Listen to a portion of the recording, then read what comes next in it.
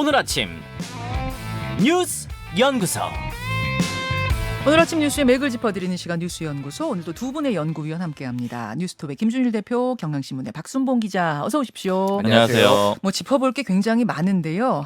우선 민주당이 국정조사를 요구하고 나선 거 여기서부터 볼까요? 네. 어제 국정조사하겠다고 밝혔고요. 그것도 아주 빠르게 속도전을 하겠다 이렇게 예고를 한 상황입니다. 오는 10일 다음 주 목요일에 본회의 예정돼 있거든요. 그때 국정조사 요구서를 보고를 하고요. 그러니까 예. 요구서를 다 만들겠다라는 거죠. 예. 그 다음에 본회의가 24일로 예정이 돼 있는데 그때 의결까지 해서 다 처리를 하겠다는 겁니다. 어제가 3일이니까 일주일 내로 요구서도 만들고 본회의 보고 과정까지, 그러니까 최종 단계 딱 전까지 다 마무리를 하겠다라는 그런 속도전을 예고를 했어요. 지금 경찰이 특수본부 만들어서 수사하고 있는데 왜 또 국정조사를 해야 된다? 이런 이유일까요? 결국 이번 참사가 윤석열 정부의 무능 때문이다 이렇게 규정을 하고 있기 때문이에요. 이제 아무래도 경찰이 신고 대응을 좀 잘 못했다 이런 게 명백하게 어느 정도 나온 상황이잖아요. 그렇기 때문에 따라서 진상규명해서 재발 방지해야 된다 이렇게 얘기를 하고 있고요. 특히 여당도 철저하게 진상규명하자고 하고 있지 않느냐, 즉 거부할 이유가 없다 이렇게 민주당은 네. 얘기를 하고 있습니다. 그러니까 경찰이 어떻게 경찰 수사하느냐, 셀프 수사 못 믿겠다 한마디로 그런 거군요. 맞습니다. 국민의힘 입장 어떻습니까? 복잡 미묘하다라고 얘기를 할 수 있는데요. 일단 크게 보면은 뜨뜻미지근하고 좀 자세하게 보면은 내부의 엇갈린 반응도 보입니다. 엇갈려요? 네, 투톱이 좀 엇갈리는데요. 아. 주호영 원내대표 입장은 이거예요. 수용 여부를 보고 나서 판단하겠다. 이제 보겠다라는 거는 국회에서 7일에 행안부 대상으로 질의가 있거든요. 그거 상황이랑 또 민주당이 국정조사 요구서를 낼 거잖아요. 네네. 그 내용이 어떤 건지 보고 결정을 하겠다라는 거고요. 예. 그러니까 이 얘기는 쉽게 얘기하면 절대 안 돼, 우리 절대 못 받아 이런 건 아니라는 거예요. 그러네요. 근데 반면에 정진석 비대위원장은 뚜렷하게 반대 입장입니다. 아. 뭘 얘기하냐면 민주당이 부끄러움도 없이 경찰 수사를 믿을 수 없다면서 국정조사를 요구했다. 안 된다는 얘기인데요. 즉 이 얘기는 검수완박 추진할 때는 언제고 왜 경찰 수사를 못 믿느냐 이렇게 얘기를 하는 거고요. 아. 또 국정조사는 수사권도 없는데 뭘 밝히겠느냐. 즉 이건 완전히 반대 입장입니다. 그러네요. 자, 요렇게 이제 정치권에서 상황이 돌아가고 있군요. 김준일 대표는 어느 부분 보셨어요? 일단 그 앵커가 이제 초반에 얘기했던 거 제가 보완 설명을 좀 할게요. 보고 체계. 보고 체계. 예. 이거는 그러니까 보고 체계도 문제인데 사실은 근무 태만 아니면 직무 유기의 성격이 훨씬 강하다. 보고 체계가 문제가 아니에요. 왜 설명을 좀 쭉 드리면은 네. 이제 경찰의 보고 체계가 어떻게 돼 있냐면은 네. 하나는 기능 보고가 있고 하나는 개선 보고가 있습니다. 어. 자, 개선 보고부터 말씀드리면은 이거는 이를테면 일선 팀장, 예. 용산 서장, 그리고 서울 경찰청장 이런 식으로 이게 군대로 치면은 소대장, 중대장, 대대장 해가지고 지휘 라인으로 이제 보고가 들어가는 게 이게 개선 보고고요. 예. 기능 보고 같은 경우에는 파출소에서 예를 들면 상황실로 더 윗단의 상황실로 이런 식으로 이제 기능 중심으로 이제 가는 게 기능 보고예요. 라인을 타고 가는 거. 이게 왜 이렇게 돼 있냐면은 한쪽에서 놓쳐도 다른 쪽에서는 보완을 할 수가 있는 거예요. 투트랙이네요, 투트랙. 투트랙이에요. 예. 근데 이 두 개가 다 문제가 있었는데 일단 지금 어제 언론 보도로 알려진 건 뭐냐면은 개선 보고는 늦었잖아요, 지금. 그렇죠. 서울청장한테도 늦고 경찰청장에도 늦고. 쭉 계속 늦었죠. 기능 보고는 제대로 됐다라는 거예요. 그래서 서울청 상황실에서 이미 네. 지구대한테 참사 이전부터 심각한 상황을 알고 있었고 그거에 대해서 지금 조치도 취하고 소방한테 연락을 취하고 있었어요. 그런데 지금 상황실장, 예. 네, 112 상황실장. 예. 그날 이제 서울청 이제 상황관리관이라고 네네. 하죠. 상황관리관이 야간 당직이죠, 일종의. 그렇죠. 근데 자리에 없었어요. 예. 본인의 사무실에 있었다고 하는데 정말로 사무실에 있었던 게 맞는지, 왜냐하면은 이미 상황실이 난리가 났으면은 지금 관리관님, 총장님 지금 난리 났습니다라고 바로 5층과 10층이거든요.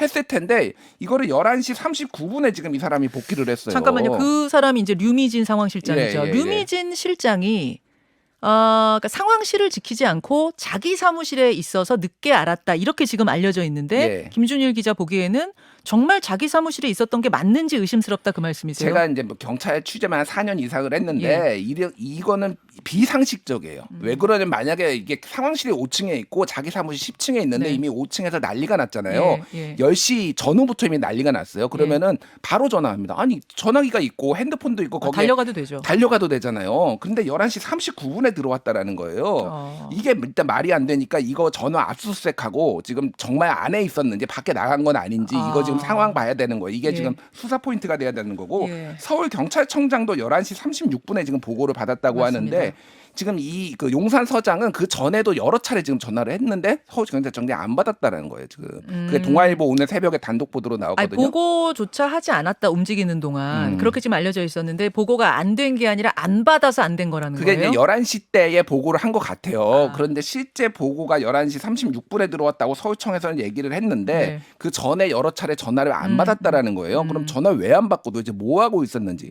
80분간의 행적이 미스테리라는 거예요. 요 부분이 지금 경찰 수사로 밝혀져야 되는 겁니다. 지금. 자, 뭐 여러 가지 보고 책에 늑장 보고 있는 와중에 특히 더 미스테리한 부분은 그 상황실장, 류 상황실장과 그다음에 서울청장, 서울경찰청장 두 사람의 그때 근황이 궁금하다. 미스테리하다 그 말씀.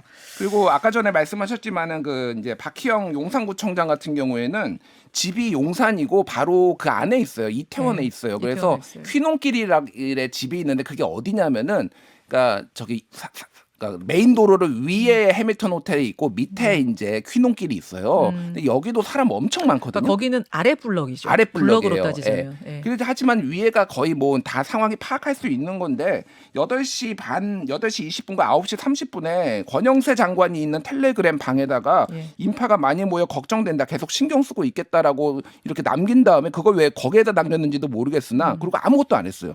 자, 9시 반에 본인이 거기 사니까 그쪽이 지금 심각하다, 위험하다라는 걸 권영세 장관이 있는 단톡방에다 올렸다. 뭐 단톡방에 지인들이 있는데 올릴 수 있다 치죠. 그러면 그때 소방이나 경찰에 본인이 지자체 장이시니까 한번 좀 연락해서 어떻게 되는 거냐. 이렇게 좀 해봤으면 어땠느냐 그 말씀이신 거죠. 그러니까 그건 당연히 소방한테 경찰한테 연락을 해야 되는데 그건 안 하고 왜 단톡방에 올리고 그 이후에 아무것도 안 합니까? 상황이 이렇기 때문에 지금 국정조사를 여당이 거부하기가 상당히 어려워졌다. 점점점 실책이 명백해지고 있는데 이거는 이제 어디까지 받을지 그거는 좀 지켜봐야 될 것 같습니다. 자, 박 기자. 네. 지금 이제 행안부 장관의 거취 관련해서는 뭐 어떻게 이야기가 돌아가고 있어요? 사실 제가 여기저기 물어봤는데 일단 여당 내에서는 단 한 명도 제외하지 않고 이상민 장관은 물러나야 된다. 혹은 물러나야 한다. 이렇게 얘기를 하고 있거든요. 국민의힘. 네, 그러니까 맞습니다. 이거는 공식적으로 발언하는 거 말고 네. 취재를 사적으로 따로 들어봤을 분위기를 때. 봤을 때 그래요. 아. 그러니까 내부적으로는 무조건 물러나야 된다라고 보는데 예.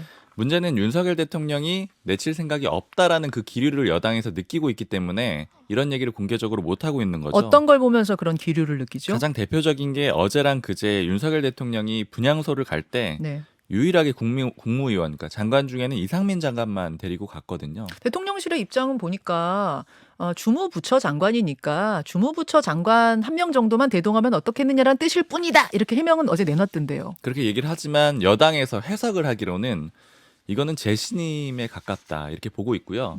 그리고 이전부터 나왔던 얘기기도 예. 하고 최근에 다시 좀 부각이 되는 얘기가 이상민 장관이 정말 실세 장관이다, 왕 장관이다 이런 얘기가 다시 나오고 있어요. 비슷한 표현들이 여러 가지 있는데 예. 뭐 한 여권 관계자가 하는 얘기는 원래 밖에서 봤을 때는 한동훈 장관이 가장 핵심처럼 보이겠지만 실세 장관은 이상민 장관이다. 예를 들자면 한동훈 장관은 부하 직원이고 이상민 장관은 친구 내지는 동생이다. 이런 표현들이 있거든요.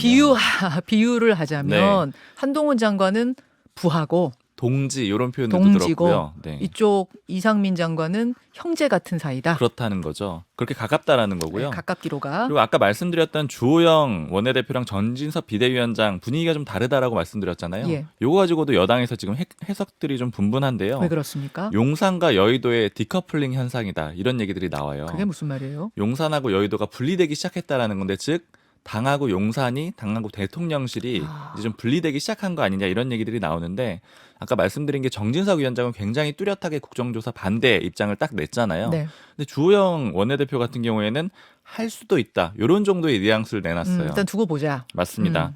결국에는 전당대회를 앞두고 주호영 원내대표도 전당대회에 다 생각을 하고 있거든요. 그렇죠. 그 민심을 따라가야 되느냐 아니면 대통령실을 따라가야 되느냐 이런 고민이 생긴 건데 이전까지는 대통령실을 따라가려는 기류가 강했지만 용심. 맞습니다. 그렇지만 이제는 그렇게 가기가 좀 어렵겠다 이런 분위기가 강한 거고요. 특히 여당의 모 의원이 제가 했던 얘기가 좀 기억이 나는 게 지금 대통령실은 장관도 이상민 장관도 안 내보내려고 하지만 자기들 마음 같아서는 한덕수 총리까지 내줘야지만 민심이 돌아올 것 같다 이런 얘기들을 하거든요. 예. 그러니까 그만큼 지금 괴리가 있는 상황이라서 앞으로 요 디커플링 현상도 좀 주목해서 보시면 될 것 같습니다. 디커플링 따로 가는 이 현상 사실은 이게 이 참사가 이제 정치적으로만 보자면은 총선까지도 다 영향을 줄 수 있을 정도 규모의 참사라는 걸 정치인들은 지금 파악을 하고 있을 거거든요. 네. 그래서 이제 용심이냐 민심이냐 이런 고민들을 여당 안에서도 하기 시작했다. 그런 기류가 기자들 눈에는 보이는 거군요. 굉장히 뚜렷하게 보입니다. 알겠습니다. 이 이야기는 잠시 후 민주당 연결해서 왜 국정조사 요구하는지 뭐 등등등 좀 듣기로 하고요. 경제뉴스 갑니다. 흥국생명이 콜옵션을 포기했다 이런 뉴스가 있는데 이게 생각보다 굉장히 파장이 크다고요. 네. 채권 시장의 위기 신호가 연이어서 두 건이 나왔다 이렇게 보시면 되고요. 그러니까 앞서서는 레고랜드 건이 있었잖아요. 예. 그 다음에 그에 버금가는 이번 이 흥국생명 콜옵션 포기 건이 나온 겁니다. 이게 좀 쉽게 얘기를 하면은 일종의 영구 채권이에요. 영구채인데 채권 중에 하나라고 볼 수가 있는 거죠. 영구적이긴 하지만 조기에 상환하는 게 관례입니다. 거의 99.9% 갚기 때문에 네. 이건 안 하는 게 굉장히 이상한 상황인 거예요. 그런데 흥국생명이 5년 만에 이제 갚기로 약속을 했던 건데 그걸 안 지킨 겁니다. 이게 안 지키겠다라고 한 거예요. 오는 9일에 갚아야 되는데 예, 예. 이걸 안 갚게 되면은 이제 이런 의미가 되는 겁니다.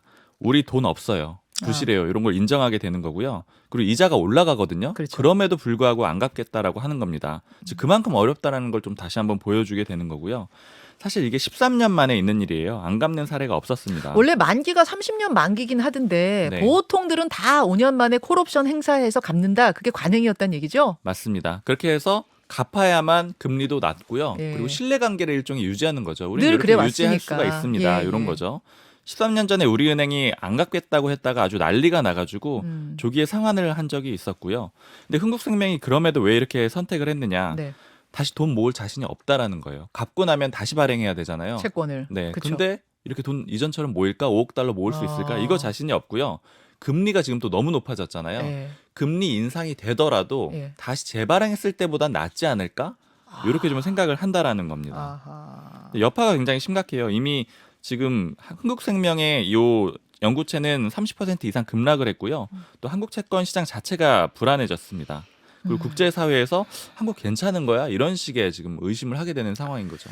흥국생명 사태라고 불릴만 하더라고요, 여러분. 이게 굉장히 생각보다 굉장히 파장이 커요, 김준일 대표. 이게 다 연결돼 있어요. 레고랜드발 사태로 지금 그 채권 시장이 굉장히 불안하잖아요. 예. 그러니까 채권 가격이 이제 뛰어버린 거예요. 예, 예. 지금 신규 발행하려면은 이 금리를 10% 줘야 되는데 이거를 콜옵션을 포기를 하면은 원래 4.5에서 6.5 정도로 한 2%포인트만 오르니까 이 개별 기업 흥국생명은 합리적인 선택을 했을 수도 있지만은 시장의 신뢰가 방금 다 얘기를 했지만 무너진 거. 외국에서는 야 대한민국 이거 흥국생명 정도의 이런 데들도 지금 조기 상환 못하면은 이거는 지금 난리 난 거 아니야라고 하면서 지금 뭐 채권 가격이 뭐 30%가 폭락을 하고 뭐 이런 상황인데 중요한 거는 지금 예. 금융당국이 이거를 예. 사실상 용인했다라는 겁니다. 그러니까 법적으로 문제가 있는 건 예, 예. 아니니까 관행적으로 금융시장 관행적으로는 5년 만에 갚아야 되지만 법적으로는 30년 만기니까 뭐 안 갚아도 된다 지금 이런 입장 아니에요? 그러니까 신뢰로 움직이는 금융시장인데 이거를 금융당국이 이거가 문제가 없다라고 얘기를 해버리니까 오히려 더 커지고 있고 지금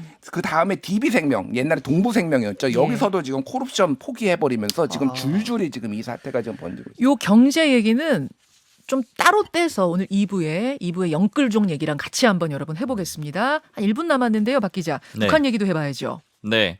어제 도발 수위를 더 높였거든요. 네. 총 6발을 쐈는데요. 아침에 3발, 밤에 3발을 쐈고 그다음에 80여 발의 포병 사격도 밤에 했습니다. 좀 주목을 해봐야 되는 건 오전에 쐈던 ICBM 대륙간 탄도미사일인데요. 네. 이게 1단 분리, 2단 분리까지는 성공했는데 최종적으로는 실패를 했습니다. 탄두부가 속도가 떨어져가지고 정상 비행을 못했어요. 네. 근데 ICBM의 의미를 짚어봐야 되는데 그제는 NL을 넘겨서 우리 남한을 겨냥을 했고요. 어제 ICBM은 미국 본토를 겨냥한 것이다. 그러네요. 이렇게 해석을 하면 됩니다. 그렇죠. 김준일 대표. 예. 어제 공격은 어떻게 보세요?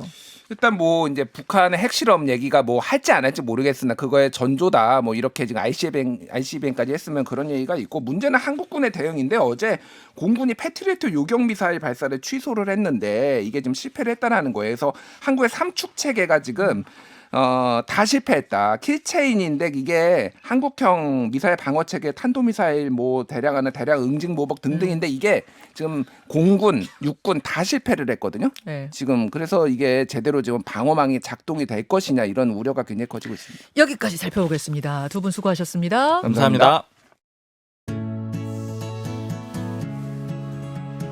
김현정의 뉴스쇼는 시청자 여러분의 참여를 기다립니다. 구독과 좋아요, 댓글 잊지 않으셨죠? 알림 설정을 해두시면 평일 아침 7시 20분 실시간 라이브도 참여하실 수 있습니다.